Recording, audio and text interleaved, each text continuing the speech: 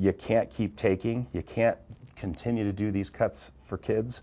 You have to figure out a different way to do it. Rob Gould is feeling frustrated. As a special education teacher and president of the Denver Classroom Teachers Association, he's felt firsthand how years of underfunding has impacted schools, teachers, and kids.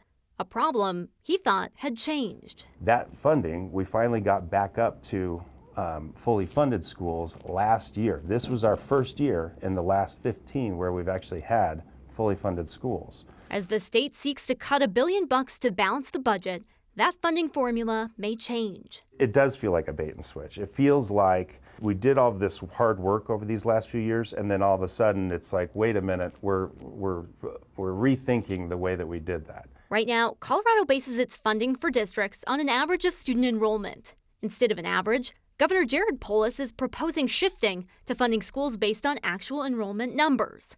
Districts see that as a $150 million cut they weren't expecting. A spokesperson for the governor's office says funding will increase per student, and the governor would oppose cuts to education. Gould says that's misleading. And in a declining enrollment district, that could mean tens of millions of dollars, which could mean layoffs, it could mean larger class sizes. It's a number of problems that occur because of this. Denver Public Schools has experienced dramatic enrollment changes in the past few years. Scott Pribble with DPS says smoothing out funding using an average helps students. We can plan for declining enrollment like we're seeing now. We can make adjustments before they become an issue. But when you're seeing something that's a one-year decrease and that's it, and if you're only funding based off that 1 year, it can cause major problems for any school district. Gould says teachers are sick of the uncertainty. That's driving himself and thousands of teachers around Colorado to the Capitol on Thursday, pushing for solid, stable funding for Colorado schools. I'm going to be out at the Cap for sure. I'm going to bring a few of my friends along with me. Tomorrow's rally at the Capitol starts around 11:30 in the morning. Rachel, sounds like it should be a pretty big crowd there. Are the Denver Public Schools actually closing some of those schools to let their teachers be a part of it? Yeah, DPS tells me about 2/3 of its schools will be closed tomorrow. About 29,000 kids will still have class. So why split it up? DPS says they base their decision based on the time off requests they've gotten from teachers, although the district says they've since gotten in more requests.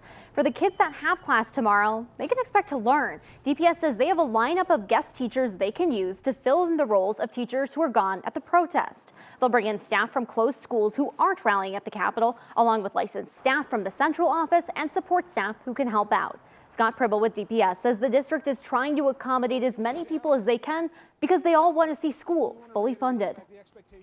Absolutely. I think that's part of the issue that we were dealing with, because we support the work that they're doing at the Capitol. We want to make sure that our schools are funded in the way that they should be, but at the same time, this action does impact the same students that they're trying to help. DPS says they know more teachers may call out in the morning to get over to that rally, so they'll have an operations center running bright and early to shift resources and staff around to help meet those needs. The district is not anticipating needing to call off class for any other schools. Rachel Krause, 9 News. All right, Rachel, thanks.